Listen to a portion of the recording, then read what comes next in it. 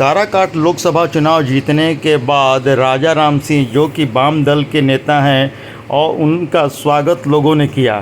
दाऊद नगर party कार्यालय पर उपस्थित रहे और सादगी भरे लोगों से मिलते रहे। जो भी आए व्यक्ति उनसे मिले और उनसे हाल चाल पूछा और पार्टी के बारे में भी जानकारी ली। उन्होंने कहा कि चुनाव में तो बहुत परेशान हुए हैं और गर्मी में आप लोग हमारे लिए बहुत मेहनत किए हैं, जिसको लेकर के सभी को आभार व्यक्त किया। इस मौके पर उपस्थित लोगों ने उनका स्वागत फूल माला देकर किया।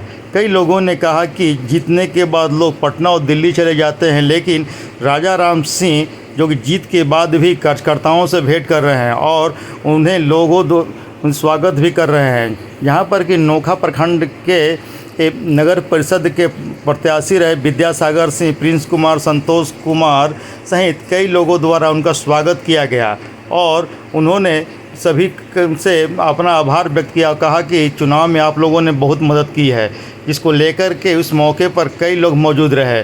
जहाँ पर कि वीडियो में साफ दिखाई दे रहा है किस तरीके से सादगी भरे लोग वहाँ पर पहुँच रहे हैं और एक एक लोगों से भेंट कर रहे हैं। पार्टी कार्यालय पर बैठ कर के उन्हें सबसे भेंट कर रहे हैं। सुनिए राजा राम सिंह ने आगामी योजनाओं को लेकर क्या कहा।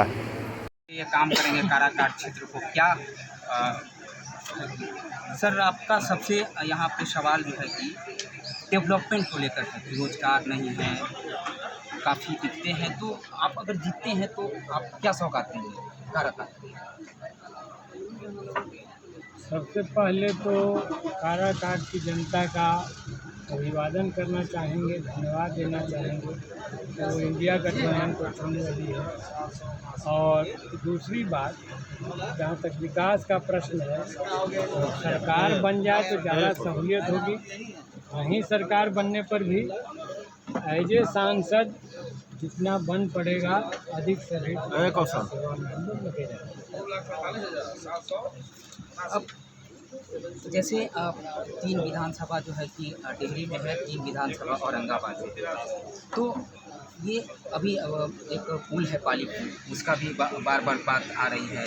तो ऐसा नहीं ना कि आपके जीतने के बाद भी अगर मान लीजिए कि एनडीए की सरकार होती है तो आप उस तरीके से कहेंगे कि केंद्र में सरकार मेरी नहीं है तो हम जो है कि विकास की ओर नहीं सोचेंगे, तो इस तरह का बातें आता है। तो खुलकर आप कुछ बताइए जो आपसे जो यहाँ के वोटर हैं उनको फ़ायदा। नहीं, देखिए, सरकार बहानेबाजी की बात नहीं है। जो ठोस जवाबदेही है बतौर सांसद उसको निभाएं, उसको करें। कोई सरकार रहे उसके पास अपनी मांग तो क्षेत्रीय हम रख ही सकते हैं और उसको करने का पूरा प्रयास कर ही सकते हैं, वो करेंगे।